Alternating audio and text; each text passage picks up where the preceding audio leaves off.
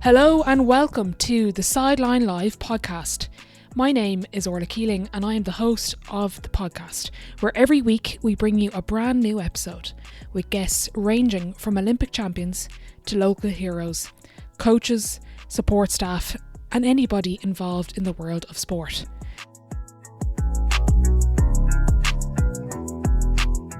Each week we will dive into different topics, including current affairs in sport, identity, skill, mindset, coaching, and also shine a light on those flying under the radar. So tune in for brand new episodes, new stories, and new insights you've never heard before.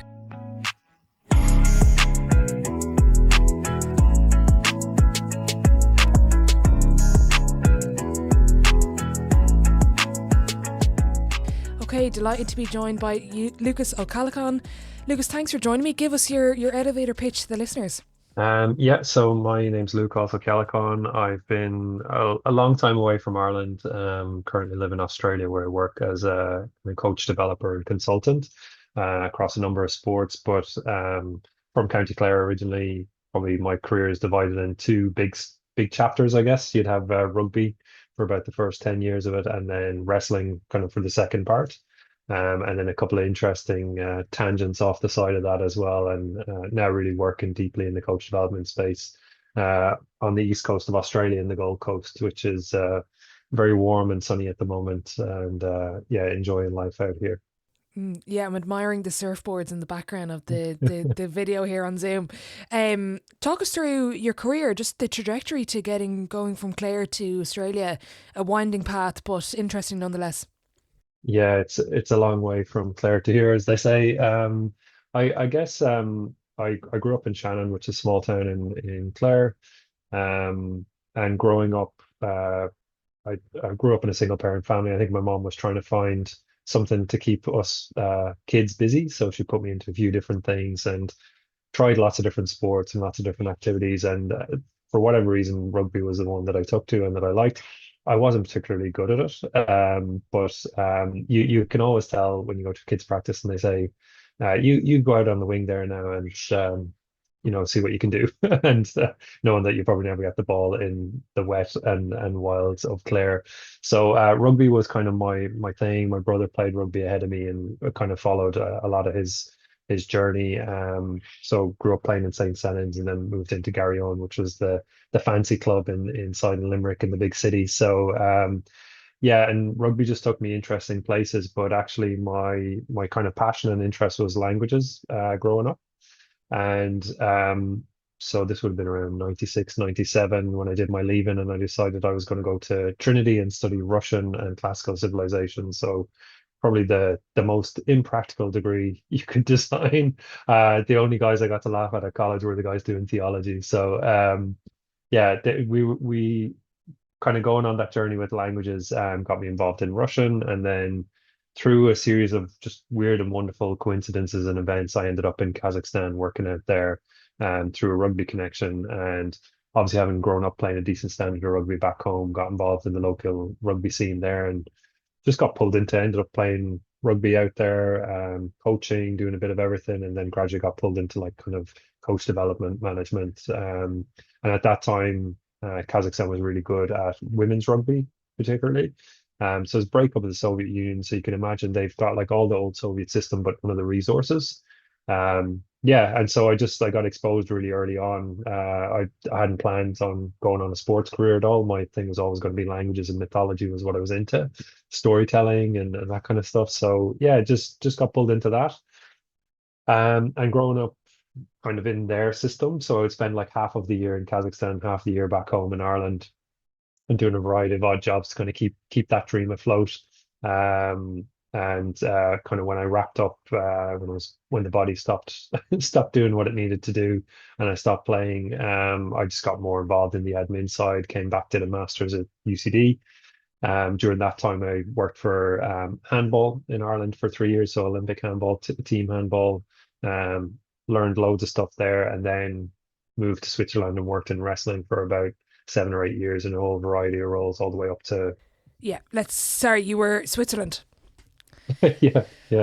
So so having played a lot of rugby out in Eastern Europe and Central Asia, I came across a lot of wrestlers, got interested in that sport, and just because of the work I'd done in developing countries and speaking Russian, that kind of opened up a whole other world at the kind of international federation level. And worked for United World Wrestling for a few years, and then came to Australia, ran the Com Games wrestling competition, and then went to Canada for a bit of time as their high performance director. So really have had a really varied career, and I can say I've done every job from, like club level all the way up to international federation level. I've run major competitions. I've been a tech official at an Olympic Games. So, I've had a very varied and interesting career, I guess, from my perspective. I got exposure to every aspect of performance, and which, allowed me, I guess, to do the most recent challenge which I had, which was working with artistic swimming, or what some people would probably still call synchronized swimming,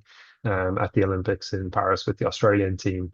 So that's a very whistle stop lightning tour version of probably like a 20-year career. So, but what do they say in Irish? Being Shuloch, Scalach. So, lots of stories to tell from traveling and living around the world. Yeah. Well, I'm impressed. You've kept your accent after all that, Yeah. all that winding around the world. Like, it's still, I can hear like every now and then a little maybe twang of an Aussie, saying or word. But I'm impressed you've kept the accent. Yeah, well, actually, we were just chatting about Billy Walsh earlier on and his lovely lilting Wexford tones. Yeah, I try and keep as much as I can in contact, but I always felt I was very neutral. Actually, I feel like I got neutralized. So, in terms of accent, but it's not too thick on the Clare side. Come here. Why Russian out of interest? Um, Probably no real good reasons. I think about this a lot of the time, but probably growing up in Shannon, we had a stopover arrangement with Aeroflot when I was a kid. So we had a lot of Russians kind of coming through our town and this kind of connection. And just at that time, it was kind of the breakup of, not long after the breakup of the Soviet Union. And I was just kind of fascinated that there was this whole part of the world that we didn't really know much about. But I loved languages growing up, Irish and French and English, and just had a real passion for languages, and thought this could be kind of interesting. I don't think there'll be many people with this as a skill. And I love the history and culture of the place as well. So, interesting times now with it as a skill, where it's kind of very different situation and landscape. But yeah, it proved to be a really masterful decision in hindsight.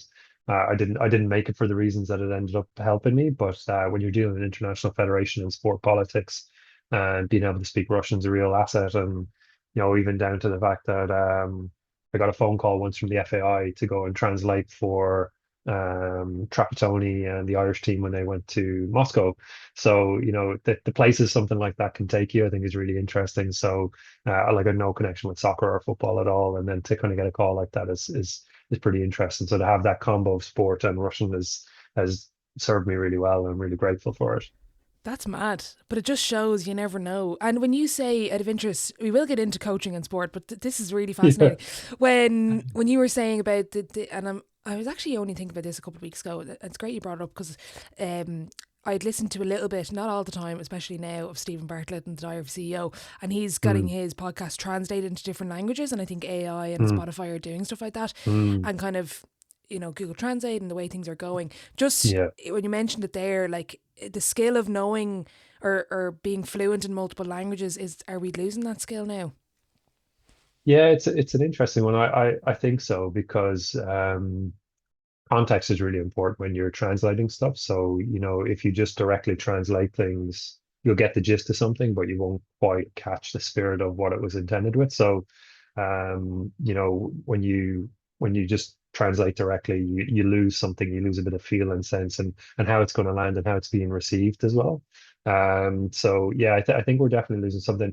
On the flip side, it's making languages a lot easier to learn and to access. So when I think about, anytime when I was learning Russian, you'd go to Russia, we used to like load up our bags with books and CDs and all sorts of stuff that you want to bring back. And now you just carry that around in your phone. So I can access any book in Russian or any song or whatever, it's fantastic. But yeah, so much translation is about the tone and the delivery, which is similar to coaching in a lot of ways, actually, in terms of like how you deliver your messages, just as important as the message itself.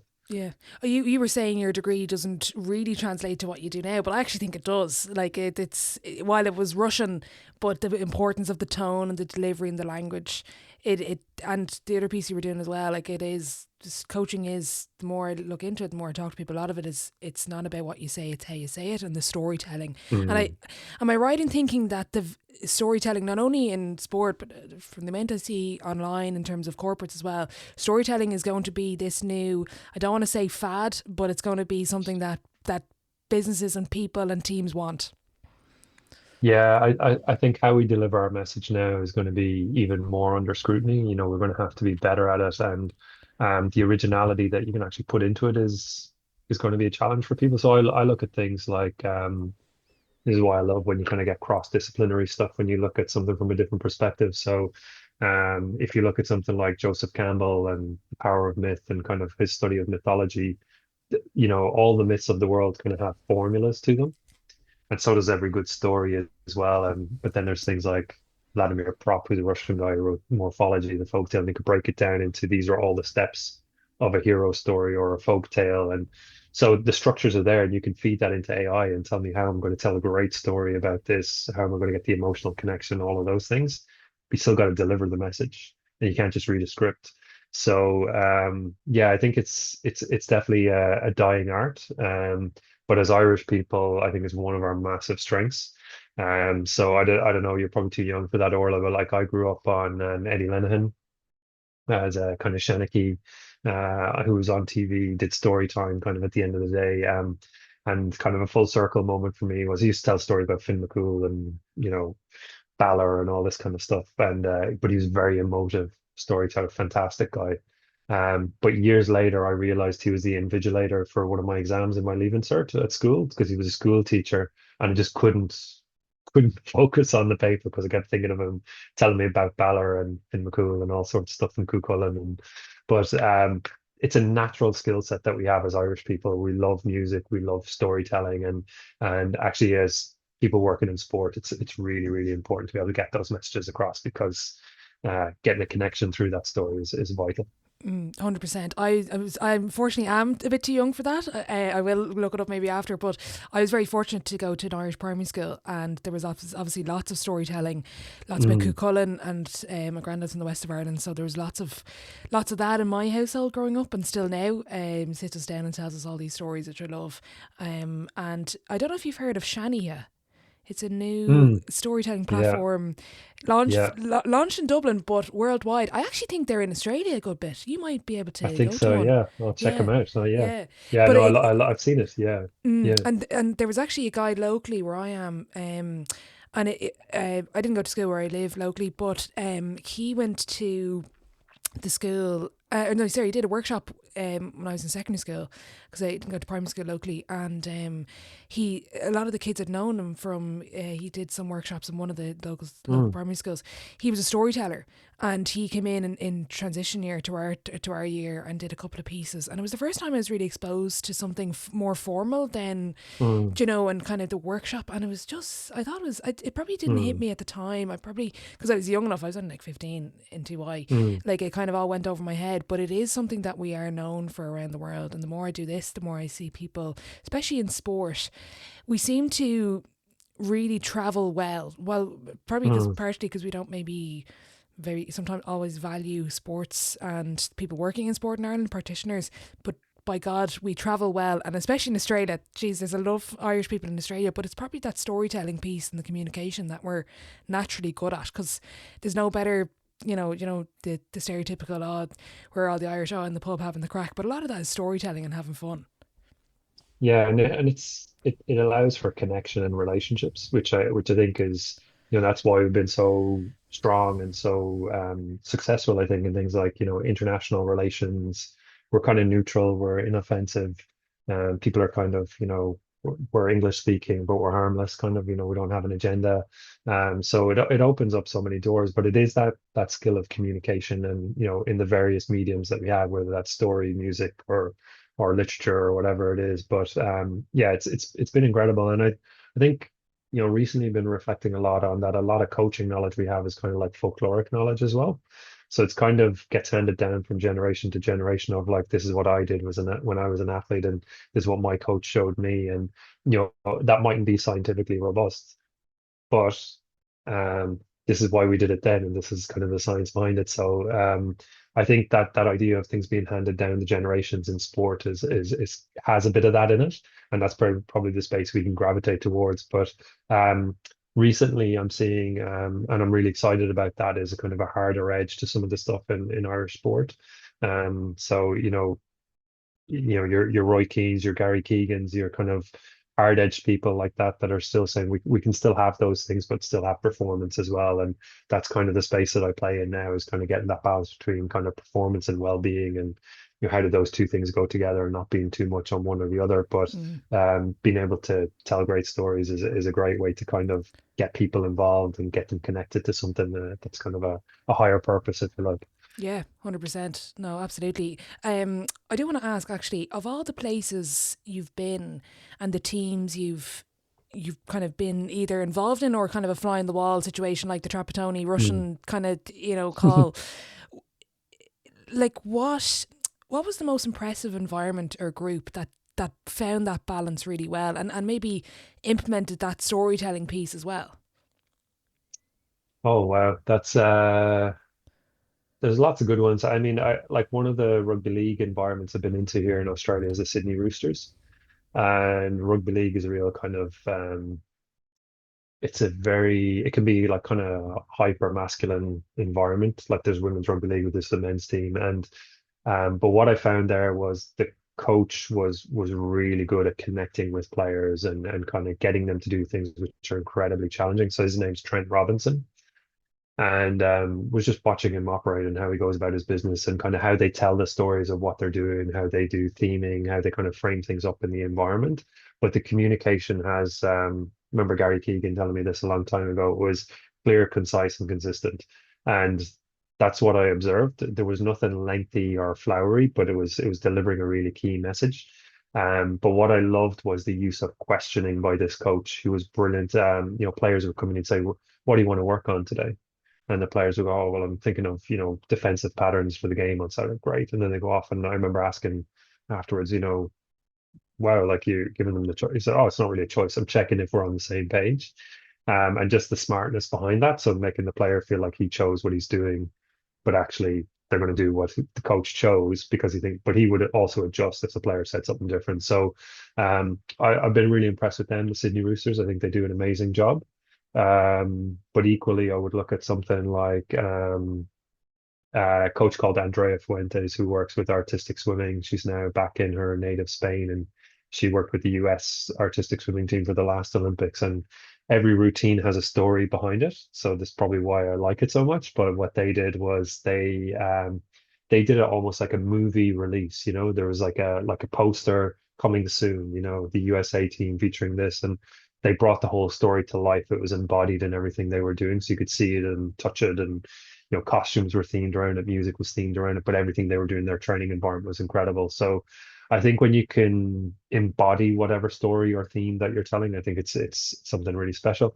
I've seen it done really badly as well, where you get where the communication is just poor, but performances are still good because they've got such talent in the environment. So I feel like it can elevate talent, but if you've only got the story but not the work ethic or the talent or the standards, then it'll just be a nice story. So yeah, so that's probably two that I can think of offhand. And I think as well of probably one other one would just be the Queensland Ballet. So I spent quite a bit of time with them in the last year or so, and um, they're not your typical ballet company. So there's probably a lot of the stereotypes we'd have in our minds around dance and ballet and going in there and being a very stiff environment. But their whole environment is designed around kind of sustainable performance and well-being for the dancers. And you feel it when you walk into the building. There's a different atmosphere. Whereas if I walk into a different ballet company, it feels a lot more restrictive. So I haven't quite pinpointed everything that they do in there, but there's things that you feel them, you see them. It's how you're greeted when you walk into reception, all the way through to how a dancer engages with you when you talk to them. And they want to know your name, they want to know a bit about you, whereas other people kind of decide are you important or not, and then very quickly move on. So it's yeah, I see some really good practices in the dance space as well, particularly with Queensland Ballet. That's really interesting. Come back to that rugby coach out of interest for the listeners. Mm, Just give us an insight into the type of questions that he would ask. Like, I'm conscious I have a lot of coaches listening that, mm. would be interested to hear, they always hear about it's questioning, but like what actual questions are they? Yeah, so I would say if looking at what Trent Robinson does, particularly in his environment, is probably just like the nature of open questions, but it's kind of when he puts them in the conversations. There's no point in having an open question in the middle of a training drill while you're on the park trying to deliver something. So it's the timing of the questions is important, and we know what those types of questions are, but if you start asking the player how he's feeling about something in the middle of a drill where he's just trying to pass, which I know we wouldn't do, but it's the timing of the questions, getting them when there's time for a response. I would say that there's really kind of high degree of psychological safety in those environments as well, because you can see that the openness with which players respond, in terms of how they talk to them and how they would interact with them. So it's very much those things, what are you seeing? How are you feeling? They're not yes or no questions. They're always open to kind of like, give me a bit more. But they have the time and the kind of the space and the oxygen to kind of, actually have a conversation, as opposed to just give me the answer I'm looking for. I've seen coaches try to ask open questions at the wrong moment. Like in a crowded room, you put your introvert, in the spotlight and go, what do you think about that, Orla? And Orla freezes and goes, oh, I don't want to disappoint this coach, but also don't want to look stupid in front of my teammates. I wonder what he's asking, So you've got to time it right. As a skill, probably one of the best things I'd ever done was around motivational interviewing, which comes from addiction studies. And if I was recommending any kind of short course to a coach, I'd say go and do motivational interviewing, because it's so transferable. And it's around that kind of thing of understanding why somebody wants to do something without telling them the answer. So I see a lot of parallels with that in terms of like how we learn and how we understand things. So those questions are typically, have curiosity within them. But as coaches, we think we need to solve all the problems. We think that's our job. We have to be an authority. We have to have the answer. And saying, I don't know, what do you think? Straight away, it's a different conversation, because I'm being a bit more vulnerable with you. You can know how to respond to that and say, okay, he's giving me space because there's not a right answer here. That kind of frames it really well. And then when you do tell me something, I don't shoot you down for it as well. That's probably the other thing. It's like, if I've asked you for it, now I've got to kind of accept it and do something with it. And that might be, Orla, that's a great idea. Let's think about how we could do that training on Tuesday. Or, Orla, that's a terrible idea. I really appreciate you sharing it with me, but we're not going to do that. And this is why. And at least you go away clearer on why we're doing what we're doing. So I think it's just timing, and then the type of question. They're just open, but they need space to breathe and actually have those conversations. And I think if you do nothing with the answers you get, pretty quickly people will stop answering those questions. So you got to respond productively in terms of something, and that doesn't mean saying yes. It just means acknowledging it, seeing it, saying, yeah, thanks for that. And yes, we're doing that, or no, we're not doing that. It's getting them to understand that. Very interesting. The motivational interviewing piece, just on that, Mm, that's really interesting. Actually, I think I will be going for that training, so I'm delighted to hear that it was good. mm. Just give us an insight. Like, what is, like, when people, like, I don't think it's maybe explored enough, and I'm interested to hear your thoughts. Like, what is motivational interviewing, and what kind of questions would it be? Is it kind of, again, the importance of the timing, Mm. and the in terms of how you ask it and your tone, but also the space to breathe? I love that. I'm going to rob that from you. Have you given Mm. the answer time to breathe? What is motivational interviewing out of interest?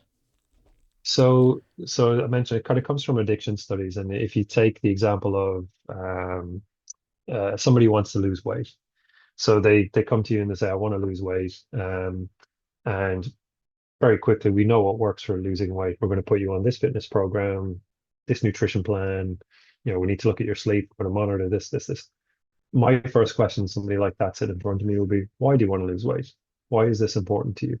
So it might be getting married in a few weeks or a couple of months or whatever it is, and I want to look good on the day, or I want to have a healthier lifestyle so I can engage with my kids, or I'm going back playing sport next year and I feel a bit out of shape, whatever it might be. But understanding what's actually underlying is the first part. So quite often we'll go to solution mode, fixer mode.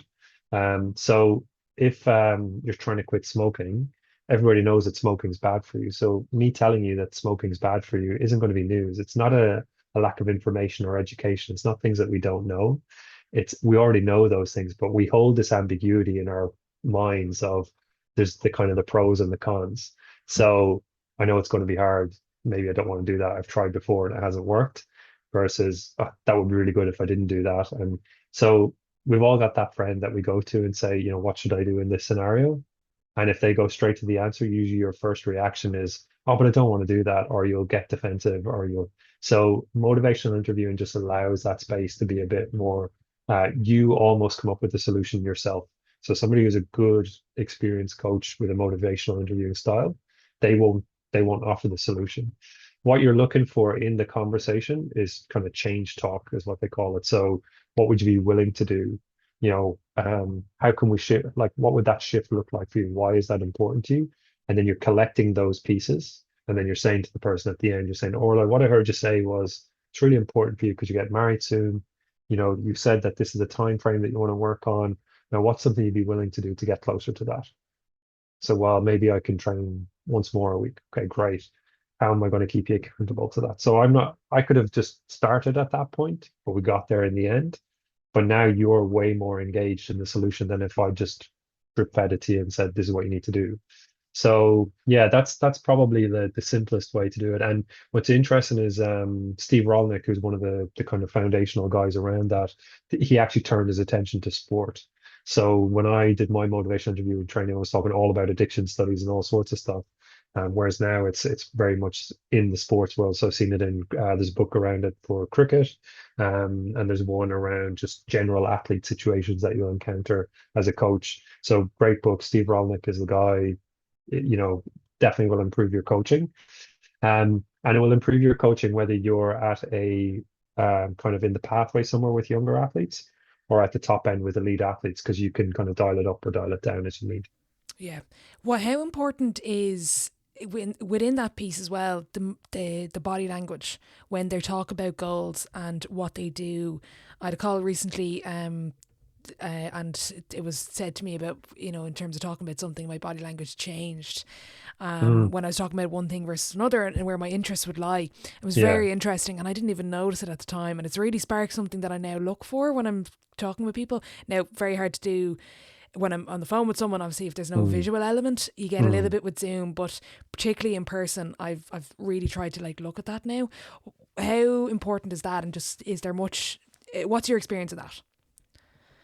So it's probably not a scientific answer, so but I'll frame it as this is kind of my lived experience of it. And it's if you think deliberately about the conversation that you'd like to have and the outcome that you want to have, you really have to be intentional about how you design, you know, the kind of the architecture of that conversation.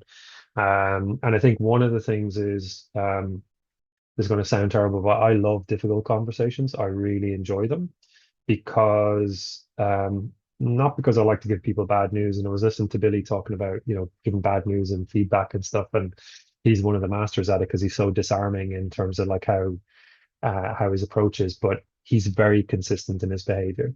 So when Billy's giving you bad news or good news, you probably get the similar kind of steady kind of state.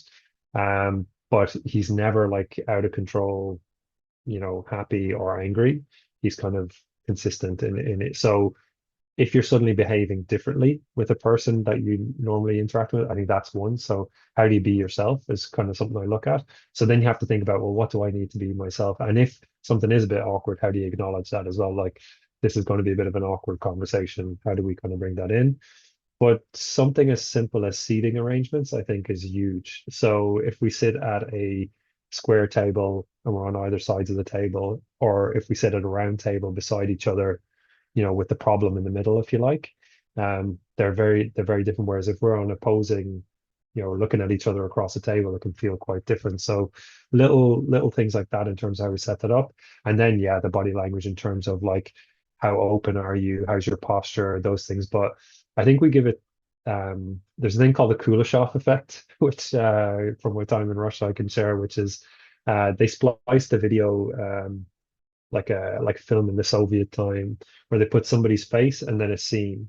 and they used the same face multiple times for different scenes. The context was really important. And what they realized was people are really bad at reading each other's faces. So we think we're good. We think we're good at body language. Oh, I think I can spot that. But the reality is we're usually pretty bad. We make a lot of assumptions in our own head. So I think seeking clarity is really important in that conversation. So even if somebody felt comfortable to say to you, or I noticed that your body language changed there, is there anything else that we're missing, or is there something there that you'd like to discuss further, or that's kind of like if it's a signal, and it might be something as simple. I'm just tired, like I don't know how many athlete meetings I've had with them where they're just off the pitch. And I'm like, they're just cooked. Like it's just not a good time to be having a great meeting, but it's the time that we have. So even acknowledging that and saying, do you want to lie on the ground? Do you want to sit down? Do you want, like, where would you be comfortable? So thinking deliberately about that. I work a lot with swim coaches as well, and seeing there's one really good young swim coach, Tom Fraser Holmes, who I've watched, and just watching him drop his body height so that he's eye level with the athlete in the pool. But also when they get out of the pool, he's a tall guy, and him kind of making sure that he sits down so it's less intimidating and it's side by side in the bleachers. And it gives you time and space to look off into the distance.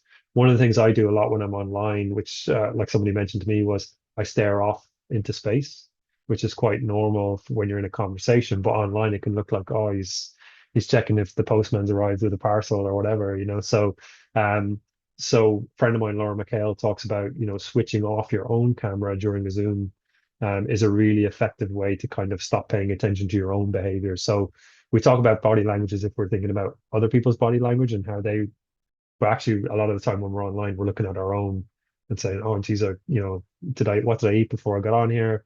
What's my hair look like? All that stuff. So turning off your camera when you're online, like for you to be able to see it, which you can do on Zoom, so that you can still see me, but I can't see myself. That would be a really good way to address some of those things. So those are my little Interesting. bits that I've got. Yeah. That's fascinating. And actually, as I say this, I failed to tell you, and I usually tell every guest, I will say, is I do have a screen to my right, so I'm not staring into the abyss. I am looking at a screen, just to note that as well. Uh, But that's really I'm in interesting. the abyss. I'm Yeah. staring into the abyss and looking for an answer and inspiration. So yeah. That's interesting. That's really interesting. I've never got into this type of stuff before, but I'm Mm, interested when we hear of something new, or we hear of other people doing stuff really well. And I think we all fall into this trap of copying and pasting something. mm, And sometimes it works. Majority of the time it probably doesn't work. Just mm, interested in your experience of teams and coaches and people copying and pasting something, and mm. just your thoughts on it as well.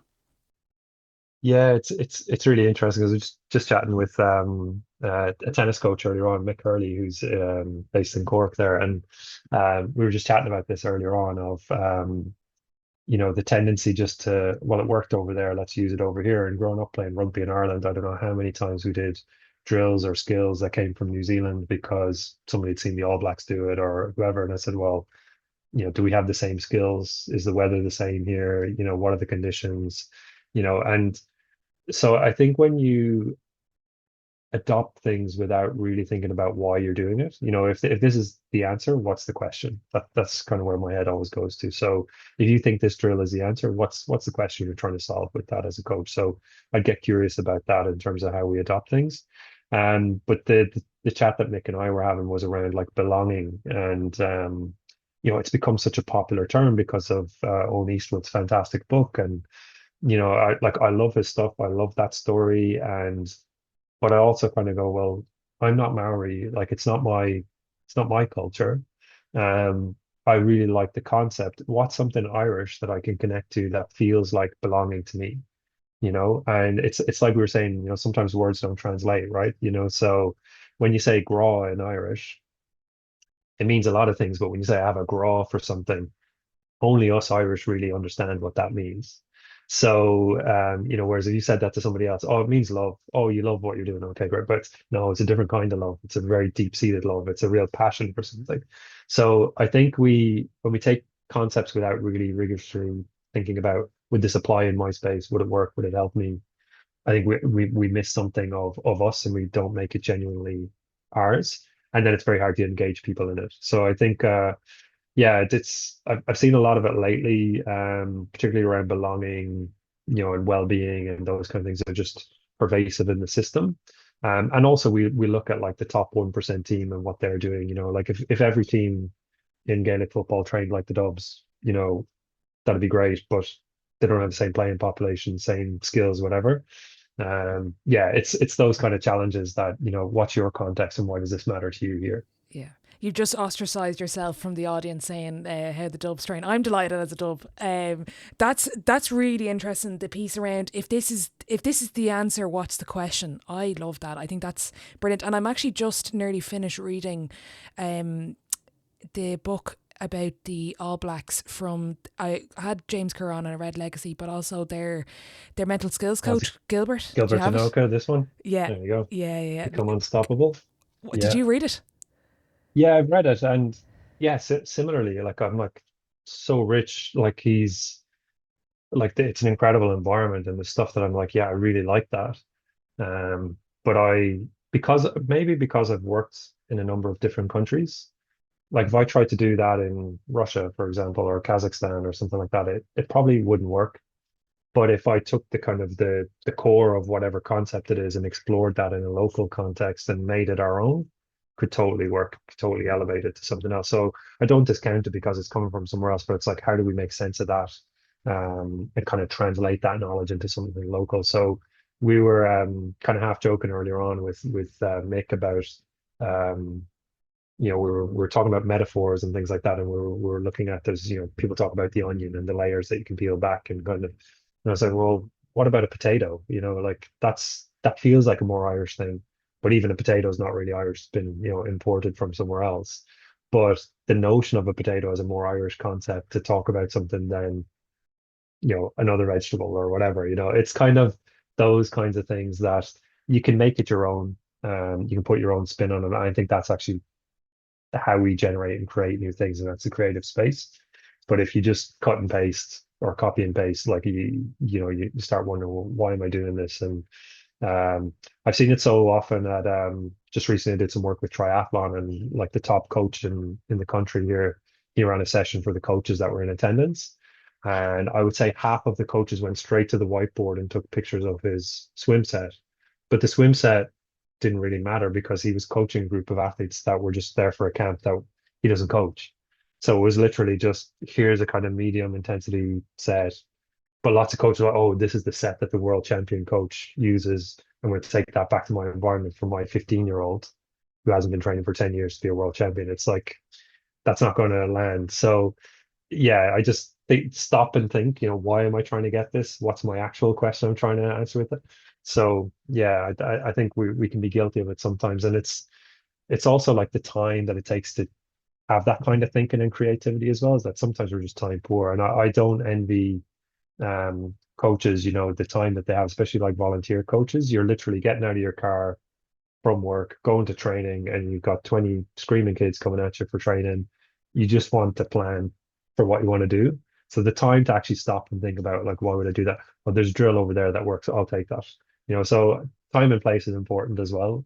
So I remember in Kazakhstan rugby, we got this take you back now, Orla. It was like manna from heaven. It was like a box of coaching skills cards that somebody had picked up from New Zealand. And it was literally all the drills that they use in their pathway system, but with like a little card with pictures and explain the drill. I don't know how many of those drills we did.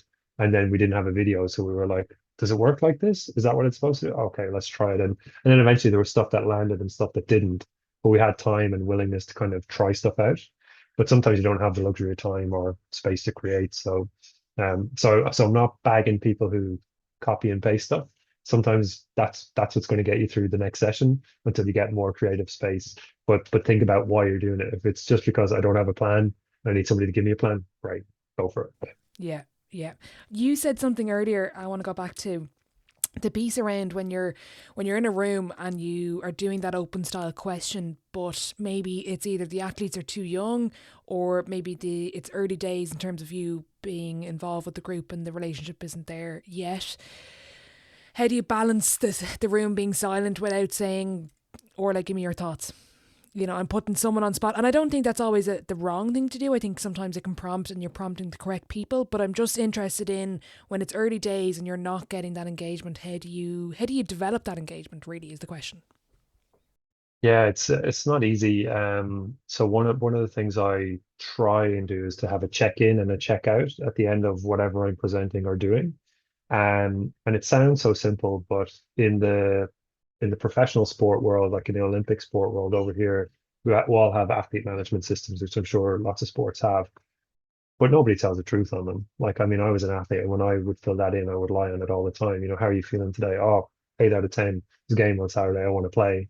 How's your hamstring? Oh, it's fine. Like it's just so you're just ticking boxes. It's not a true check-in. So when I talk about a check-in, it would be something like, if I use psych safety, it would be like the 4 zones of psych safety. Just mark where you are, and then I know as the person leading the conversation at the front of the room, right, I've got 10 people that feel like they're in the learning zone. They feel confident that they can come in here and speak. I've got 5 people that are in the apathy zone. We've just come off the field from a heavy session. Those people are probably really tired and cooked. And then there's maybe 2 that are in anxiety zone or wherever else. So having kind of frameworks and pieces like that to just have a really simple check-in quickly really helps. And the test of that for me was I've done that with like a really elite senior professional rugby team, but I've also done it with like an under 15 artistic swimming group where they can just check and say, yeah, that's where I am. It can be anonymous or not anonymous. You can find different ways to do it, but it gives you a sense in the room rather than just saying, how's everybody feeling? Or looking around the room and seeing some vacant stares. I think that's a first step. Set that up first so you get that information before you go in. Now, if you are trying to get them motivated and excited to talk about something, but 20 of them are in the apathy zone and they're low energy, probably going to be a real struggle for you. So you might need to be adaptable and change and shift to something. So that's the first thing I would say I would do is like some sort of check-in. There's an amazing app out there called How We Feel, which I've used with younger teams. Recommend it for any coach. It's backed up by like I think it's Yale University research on emotional well-being. And it's just you choose an emotion, high energy, low energy, positive, negative. It just gives you something you can check in. You can share that with a friend. You can share it with your coach. You can share it as a group. Amazing thing, but it gives me data straight away. And I did a session not long ago, and one of the players checked. One of the emotions was meh, just I'm feeling meh, and I was like brilliant. And so I was actually like, don't tell me like wrong answers just to keep me happy. I was like, I actually prefer that was so useful to me because I said, I know somebody is in here that doesn't want to be in here. They'd rather be somewhere else. So now I can go. When I get to the setting up the meeting, this key skill that I think we miss as coaches is framing at the start.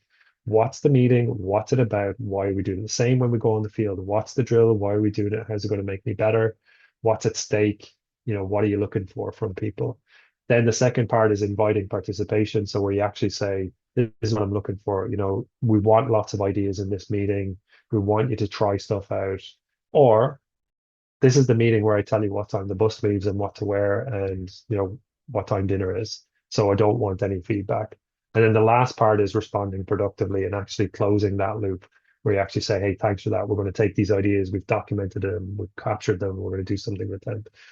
So many of us are so bad at the framing. That's what I see in a lot of environments. We get that step wrong, and then we're getting to the middle and the end part, and we can't navigate it. And the other thing is get to know your players, get to know your people. Like it seems like a really obvious thing, but if I know that you don't like being put on the spot, the intent of me asking you questions, try and bring you into the conversation, and we do that with good intent, but actually I'm not going to get what I need out of you if I ask you that way. So knowing your people a little bit better and just saying, what I see so much in big team environments as well, we like the big group meeting because it's easy to corral 40 people into a room and go, we'll just have a quick meeting on this. It's not productive. So thinking about, we do that in groups of 5 and then just have a quick check-in around and trust that they can have a good conversation on the table. And then the last one I've used a lot is Lego Serious Play. So I do lots of facilitating with Lego Serious Play where they build models, talk about the models, and that becomes a little bit less invasive, if you like, a little bit less stressy, but again, context is important. How much time have you got and how, what kind of method should you use? But I think having a variety of things that you can do in your different meetings across a week or in your different sessions across a week, I think that's really important because sometimes you do need really quick and direct feedback. Sometimes you need, that more space to breathe at either end of a session. And then other times you actually need to say, actually, let's stop everything we're doing to go to a completely different environment and talk about this really important thing. So I think setting is really important. If you can do it, you know, like if this is an important conversation, let's have it in an important setting or make it feel like it's important. Too often we're like, hey, can I talk to you about selection that's happened on the sideline before you go home for the evening, right? It's so finding the right spaces, again, within your means and your environment so that you have those. Very interesting. I really like that's Mm. really interesting. I really like the piece around the check-in piece with the app. I've just downloaded there Mm. on my phone, so I have it. Like Yeah, and, nice. and and reading the room, like, and it reminds me of a line I heard before. I think it was David Sharkey, who, for anyone that doesn't know David does is doing research in meetings in sport. He calls himself the most boring man in sport. I've had him on He most previously. definitely isn't. I agree with that. I agree with that. I think it's part of his branding. And I think I'd love to actually get you and David on together for a podcast together. That struck me kind of 5 or 10 minutes into the conversation. I was like, the two of them need to come on together. But the importance of the timing and the environment, and it reminds me of the line that was, are you saying it, or is the coach saying it because they want to have said it? I think David brought it up. I'm butchering the line. Mm, It was like, is it so yeah. the coach has the clear conscience of, oh, I said that so the team know it, or is it actually what's needed? And then Phil Glasgow, who's the head of rehab for the IRFU, I did a panel with him at a charity event there in October. He had a line which I think he got from someone else, but he was like, is the communication, is it is it to be heard, hugged, or helped?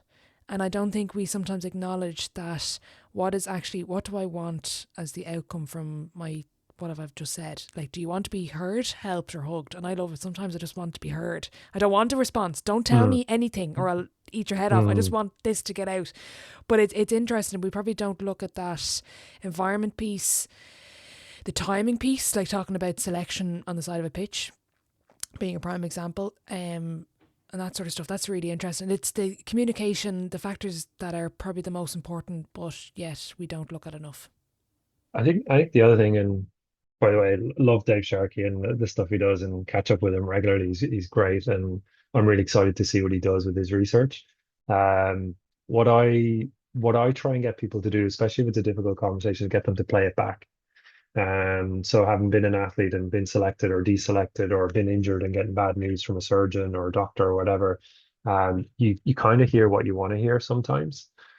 So like I remember like when I injured my back, like really seriously, they were like, "Oh, look, you're going to need surgery. You're going to be out for 6 months. It's going to be this. It's going to be that. It's going to be really painful." And what I heard was, "You're going to need surgery." I didn't hear anything after that, and then I was like, "So when will I be back playing?" He's like, "Well, I just said 6 months was rehab. Like I don't know when you'll play. You might not play again. I don't know." I was like, "Oh God, right." So it's getting people to play it back. So whenever I do a selection meeting, I'll always say, play it back to me. So what did you hear? Oh, I'm not playing on Saturday. Okay, why? Well, because my passing hasn't been great and I need to work on it. Okay, and what did I say was really good? Oh, you said that my work rate's been really good around the park. Okay, so we want you to maintain it. So quite often we just hear that one piece of bad news and we forget everything else. So getting people to play it back, I think, is important. It's also important from an accountability point of view as well. Like so, in the Canadian system, like Safe Sport's really, really strong, and it's making the life of a coach quite difficult for very good reasons. But it's making it more challenging. So the one-on-one conversation, it's happening less and less because of safeguarding, and you need to kind of have other people there and have open doors. And coaches saying, "Well, when do I get to have a private meeting with an athlete where I can give them really honest feedback?" And I said, "Well, if it's honest feedback, you can give it to them anytime. So why do we feel that we don't do that behind closed doors? How do we normalize that kind of conversation?" And somebody I had a chance to meet is Rob Tanyan, who's an artistic director for Cirque du Soleil. It's a completely different environment. And one of the Wow. things he does, yeah, one of the things he does, he goes around when he knows there's something difficult that has to be said. He'll say, "Hey, Orla, I need to have an awkward conversation with you. Can we meet in about an hour's time?" So straight off the bat, whatever we're meeting about is not going to be something pleasant. It's not going to be a massive surprise when you step in the room.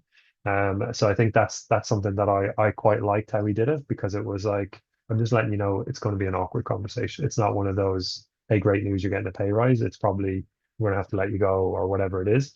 But the other principle I operate, especially in high performance, is no surprises. It should not be a surprise if you're not selected. It should not be a surprise if you are selected. So you can make your life a lot easier as a coach if you do soft selection regularly. And I was really fascinated listening to Billy earlier on one of your earlier episodes when he was talking about the weekly sit down. This is where you are, you're on track, you're off track, this is what you need to work on. And no better man than Billy to kind of give you honest feedback and say, this is what you want to work on. And I'm going to help you. Like that'll be the other thing. It's like I'm going to help you get better at that. But right now, if we're picking the team for the Olympics, you're not in it. And that's pretty stark as an athlete, but it also gives you time to fix whatever it is you're not doing. And also, I think I'm nailed on to be on the team. Actually, you need to work on these things. So getting that balance, I think, is important. And you're managing the expectations as well. You're not just Mm. managing the athlete. It's like, okay, and sorry, if there's ever a guest I want to get on, is this director of, what is it, director of artistic at Circus Soleil? Yeah, yeah. So Rob Tanyan, he's like an Australian Billy Elliot. You won't mind me saying that. It's how he describes himself. But he's yeah, Queenslander, and he's like artistic director with they have multiple artistic directors for the different shows. But yeah, had a good career. Happy to connect you guys up. I'm sure he'd be happy to have a chat. Yeah, I actually, and it reminds me of another story. I actually saw Circus Soleil in Dublin. They came when I was younger, Mm. and at the time I had a broken leg. And how it was communicated to me that I had a broken leg was I was abroad. I was in Italy. I was skiing at the time, so I had to be actually I had to go down ski down the mountain this crack and going down. I'll never forget. I was going down the mountain in the ambulance, and it was just this winding road, and I just, like, you could just imagine it was just winding. But every time the ambulance moved, there was like, I don't know if it was kind of sinister looking because I was lying flat and I couldn't move. And they have like all the neck braces were at the top of the ambulance, so every time I moved the neck brace would Oh sway that yeah. way and sway the other way. So it was straight away I was getting, it was good, like, context of this could be a hell of a lot worse, you could be in a neck brace. But I never forget, I went to this hospital in Italy, and not a word of English in the building. Like, it was just, it Mm. was like in the middle of the Alps that no one spoke English. So how it was communicated to me that I broke my leg was they pointed and they did a break, a break communication. I was like, at least I know. Like, there was none of this Mm. beating around the bush. It was direct and to the point. But it did catch me a little bit by surprise. But Mm. and then of course there was no communication after, so it was kind of like, oh well, where are we with this? But it was just funny. It just reminded me of that. But I love the piece about no surprises. Like, that is Mm. probably something we underrated in terms of the communication. And you brought up a couple of techniques. I was going to ask you actually, how do you get good at breaking, not to say good at breaking bad news, but good at managing bad conversations? Because it is something that will come up at some point in your coaching with a group. Like, I'm just interested in the skills and the techniques, and obviously experience comes into it as well. But just your thoughts on that. Yeah, I think look, getting the reps is really important. Like you need to, and embrace them as opportunities, like every time you get them, and reflect on them as well, I think is the other thing. So, you know, plan, act, and review, I think is really important. So plan what you're going to do the thing, review it afterwards. How did that go? And think about like what are the worst case scenarios that could happen. If I tell Orla, your leg's broken, how is she likely to respond? She might be emotional. Maybe it's the first day of the ski holiday or the last day of the ski holiday. All of those things. How would I react? How can I put myself in their shoes? Um, so I think the plan act review is really good, but the piece we often miss when we're doing that reflective practice is a bit of support. So I always put an S at the front, which is so turns it into spar. So it's like sparring, but not like the shop. So when you've got spar, you've got somebody to support you in that, so to reflect with you and say, how did you handle that? Did it go well? So as person delivering the news or having the difficult conversation, I think that's really important. If you're in a team of staff and having somebody there with you to kind of give you that feedback, I think is amazing. Also covers you off in terms of what did the athlete hear, those kinds. So having multiple people in the room. But the other thing I think about with the practice around that as well is like know yourself well as well. Know your kind of triggers, because if you're feeling the stress already of having to deliver this bad news, it'll show up. And we talked about body language earlier on, but it will show up. And there'll be things like um players when they're upset, they'll say all sorts of stuff to try and change your mind. You get some players that just accept it and just want to get away from you as quickly as possible. And the others that were like, well, what about sorry, Orla, you're not playing. Well, what about, Rachel? She didn't do half of what I did in training. They want to talk about somebody else. And that can make you feel like if they tell you you're being dishonest or whatever, or you're not being fair, or those are all buttons that they can push during the conversation. So know what your buttons are is probably the easiest way. So I said, do whatever kind of profiling tool or something to help you. I use one called the WEI for emotional intelligence. But if you know what your triggers are, you'll at least know your pattern, you know what's kind of showing up. And then just think about, when are you doing the conversation? Like if you know you're doing selections on a Friday and you stay awake all night Thursday worrying about the conversations, which is natural, probably you haven't done enough to kind of downplay like the stress that will come from them.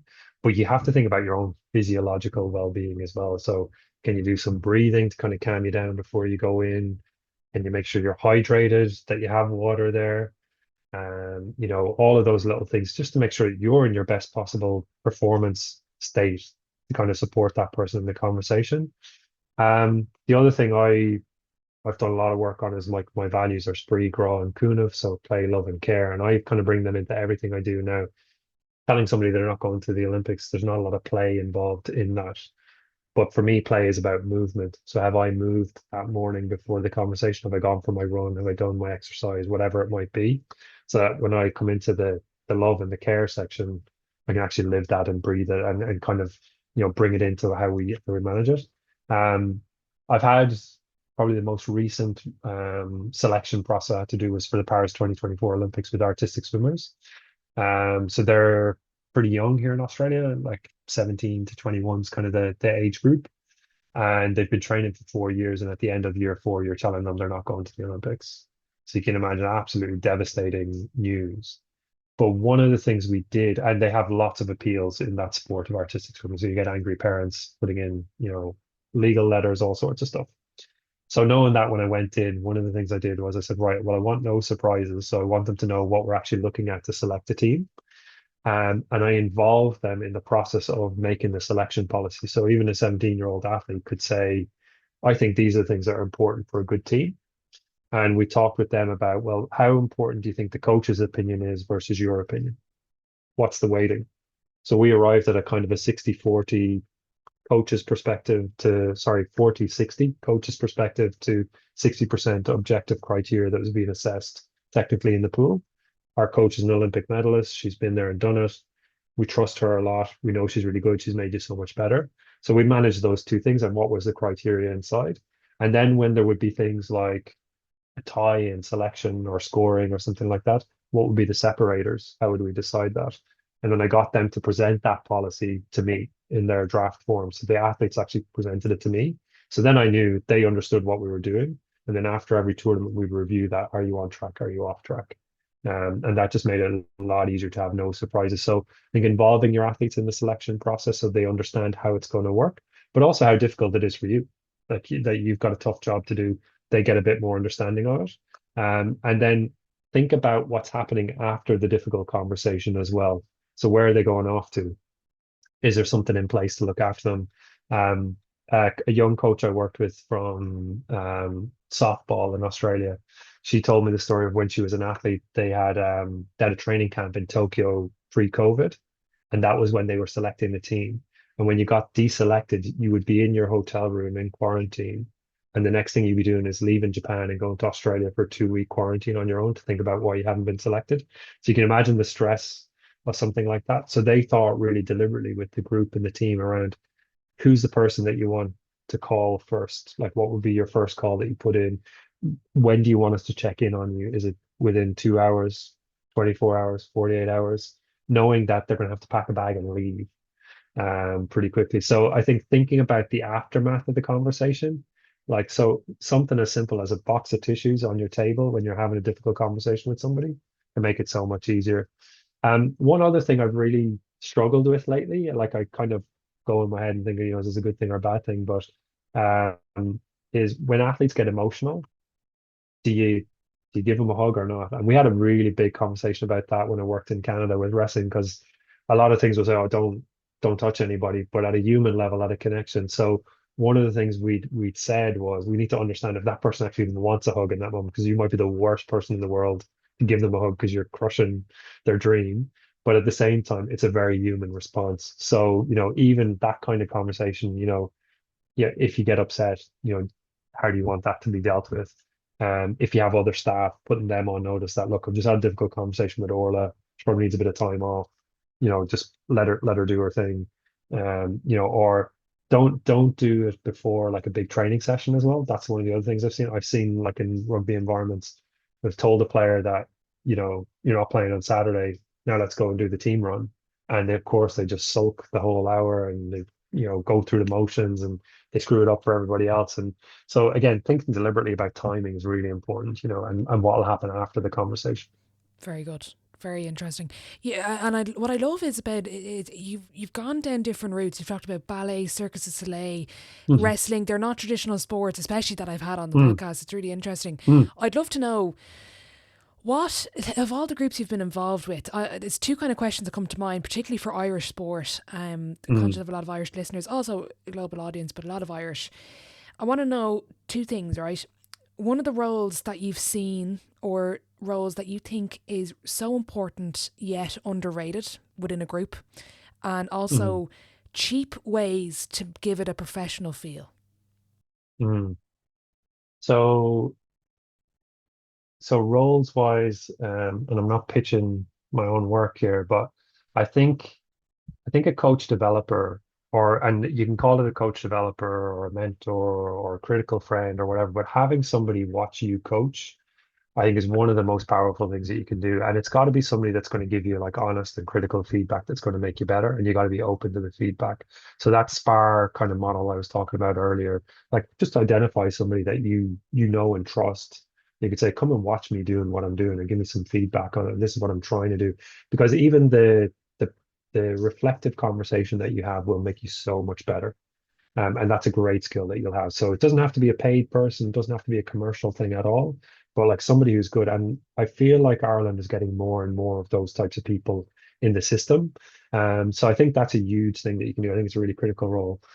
What I'm seeing in Australia, what they're really leading the way with is around the kind of the well-being space for high performance. They don't have all the answers, they don't have it all figured out by any stretch of the imagination, but you'll find in most Olympic sports there's an athlete well-being and engagement person. They're now extending that to just well-being and engagement for the whole staff as well as the athletes. And I think that's a shift that's happening because the well-being of coaches is reflective of the well-being of the team and the system. So if you have a really positive impact on a coach and their well-being, that has a multiplier effect on the whole team. And I think that kind of how they've positioned that as a critical role in Olympic sport here in Australia, I think is huge. Maddie Clements, who's the kind of head of high performance at the AIS, she kind of championed this and did it in AFL and it's kind of brought it across. And I think it's become something good. That being said, it's the same with coach development. Make sure it's a good practitioner, right? So we all know there's everybody's a qualified doctor, but not all doctors are the one that you want operating on your back or whatever. So there's good and bad. So I've come across some amazing practitioners in that space, and I'm like, this person is world class at what they do. And I've come across other people, again, budgets and context. They're probably entry level. They don't have the experience yet. So if you have an AW&E person who's 21, giving advice to senior players who are in their 30s, it's tricky. It doesn't mean that the advice is bad, but they probably don't have the connection life experience. But maybe that's what this sport can afford, and it's better than nothing. But I think getting the balance of those, so that'd be kind of roles wise, and then in terms of how you make things feel more professional, um, I think it's kind of how you conduct your business and those kind of high performance behaviors and habits that you have. So it's that showing up on time and all those little things that kind of underpin it, but being really clear on what that looks like, so communicating that clearly. So when I worked with the Irish handball team as an example, right? So you'll like this order because it was around the time basketball was not competing internationally. So I looked at, as a non-handball person, I looked at what can we bring that will make this feel a bit more professional.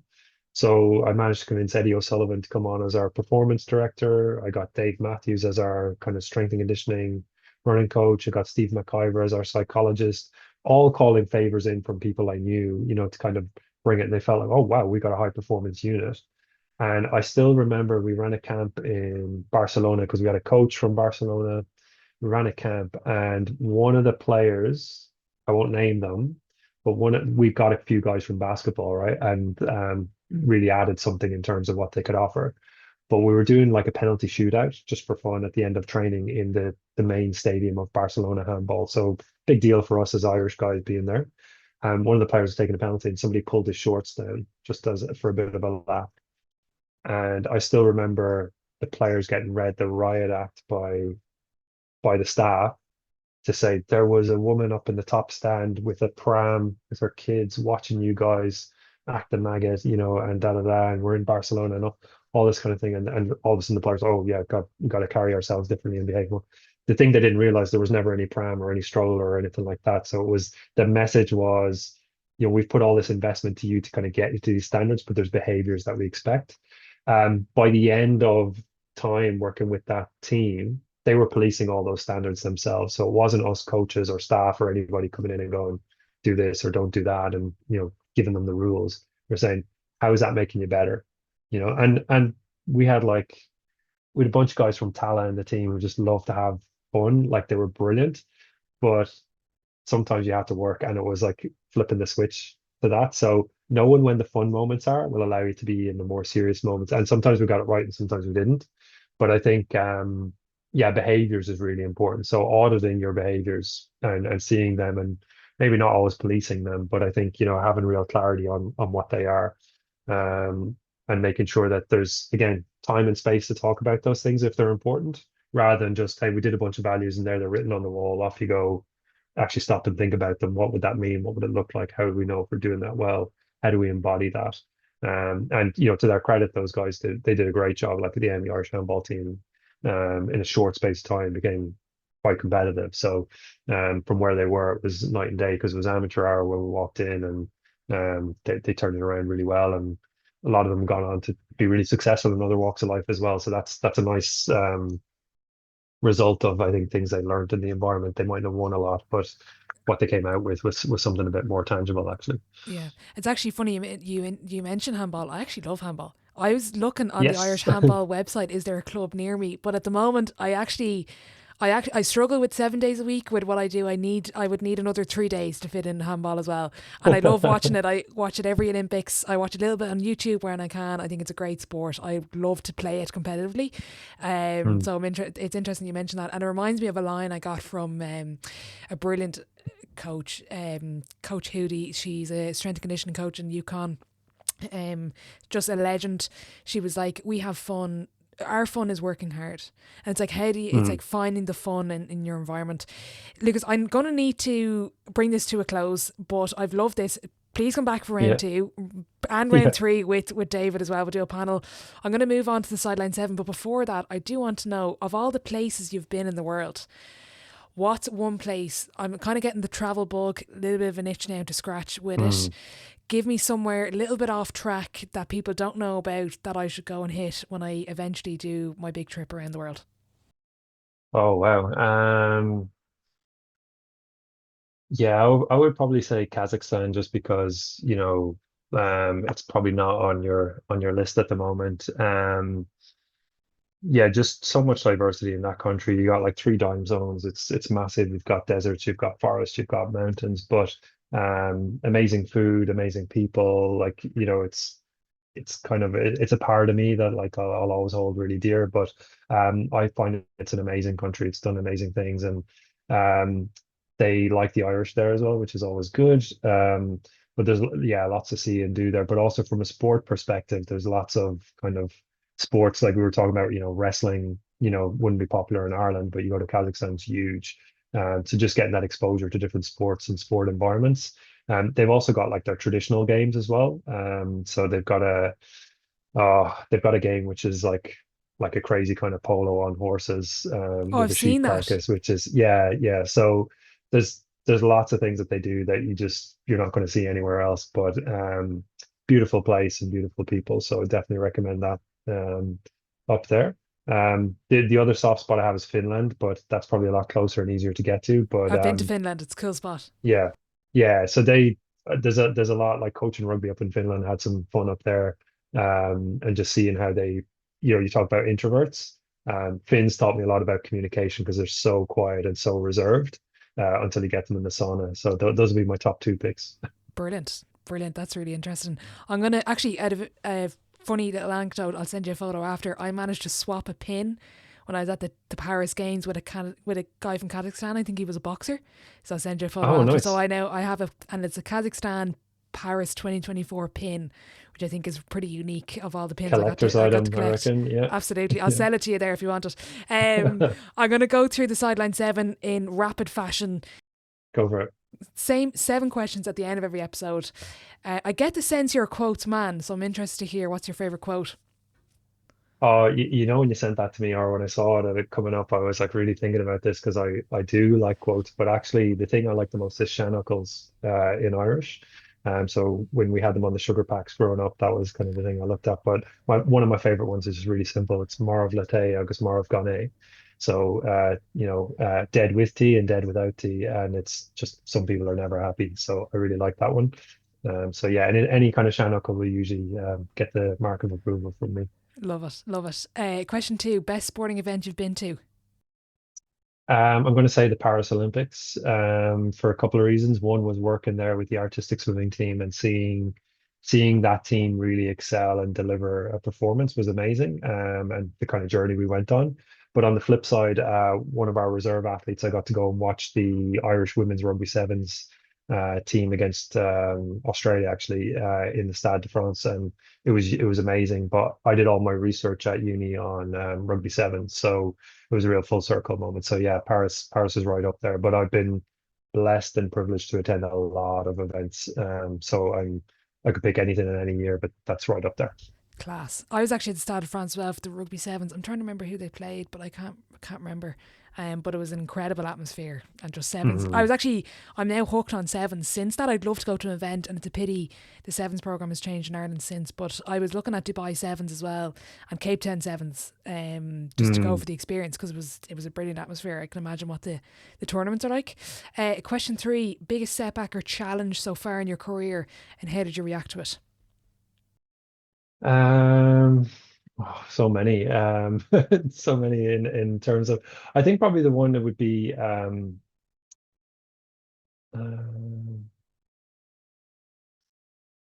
there's a lot. I'm reliving all my past lives, bad moments, but I think the one I'd probably go for is yeah, probably taking time out from a role and kind of leaving somebody in charge and then letting me down. That was probably one of the toughest things because it was somebody I really trusted deeply, and I just felt a bit let down by kind of what happened, and it was something beyond my control. So yeah, that's probably one. But yeah, look, I make lots of mistakes. I'm not perfect, and I try and learn from them all. So I wouldn't be where I am without all the mistakes I've made. So try and be understanding and compassionate and reflective on those things. But yeah, that was definitely a moment in my career that stood out. Yeah. Question 4, the flip side, your biggest achievement in or outside of sport. Um, oh, outside. Uh,